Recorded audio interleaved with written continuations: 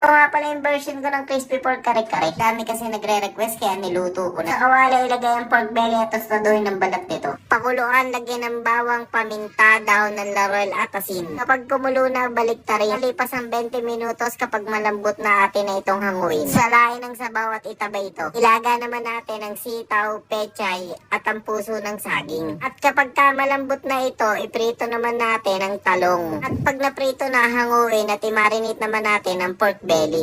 Tusok-tusokin ang balat nito, pahidan ng asin at paminta. Iwain ang baboy, prituhin ito hanggang sa maging crispy. Tayo na't maggisa. Ilagay ang atsuete sa mantika hanggang sa kumulay ito. Tanggalin ang buto at igisa na ang sibuyas at bawang. Ilagay na din ang peanut at ang tubig na pinakulan ng baboy. Kapag kumulo na, ilagay na ang kare-kare mix at ang pork cubes. Halo-haluin at luto na ito. At dahil luto na ito, ilagay sa isang bowl ang kare-kare. Ilagay ang mga gulay at ang crispy pork belly.